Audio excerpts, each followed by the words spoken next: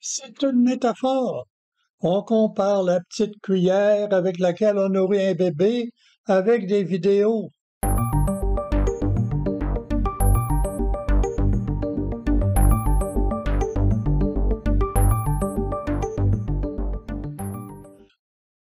Les chaînes de vidéos en ligne sont beaucoup sollicitées. Celles que vous regardez maintenant et d'autres qui font penser au tic-tac d'une horloge. Ça va vite, ça bouge. J'ai beau chercher, il y a peu de recherches qui abordent ce phénomène. Par contre, j'ai trouvé un livre publié en 1940. Ça a été tiré à 500 000 exemplaires. Bon, c'est un livre. Malgré le grand décalage, j'y trouve des pistes d'analogie. Les bébés réagissent très jeunes à la nourriture placée sur la petite cuillère. Les vidéos sont désirées aussi. On est prêt à les regarder, peu importe leur teneur, peu importe ce que contient la petite cuillère. C'est le premier niveau, le niveau primaire, l'élémentaire, où, comme le vocabulaire de la petite école, on absorbe quelques mots, quelques vidéos régulièrement. On est comme des éponges qui ont soif de tout. J'en dégage deux remarques. L'école primaire finit par finir. On y gradue, mais pour les vidéos primaires, on redouble constamment. On ne gradue pas, on double, on redouble. On se divertit en quelque sorte, on a toujours besoin d'une vidéo de plus. On est attiré par les images et le mouvement.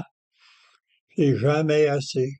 Avec le temps, on ne gradue pas, mais on affine nos recherches avec des indices, la longueur, le titre, la vignette, le nombre de likes et de pouces en l'air. Tout ça sert d'indice de qualité ou d'apport, car le supermarché des vidéos est une très grande surface où rien ne vieillit, où tout s'accumule. Mais ça, c'est rien. Il y a d'autres chaînes concurrentes qui ne servent que des cuillerées de dessert. Ces cuillères, ces vidéos sont encore plus attirantes. Tic-tic, tic-tac, c'est bref, c'est agité, c'est mouvementé. Dans ces cas, juste des collations non nourrissantes.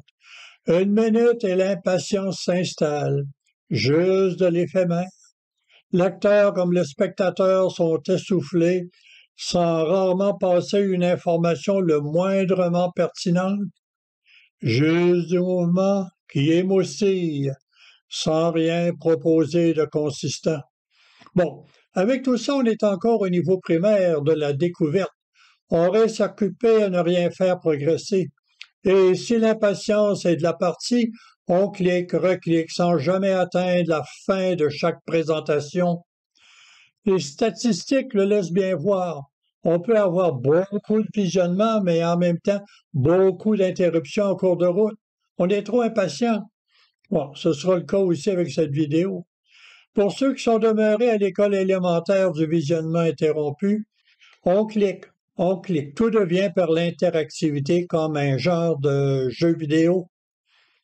Pour se justifier de tous ces visionnements, il faut passer au secondaire, à l'école qui approfondit un peu des vidéos où on laisse de l'information à capter.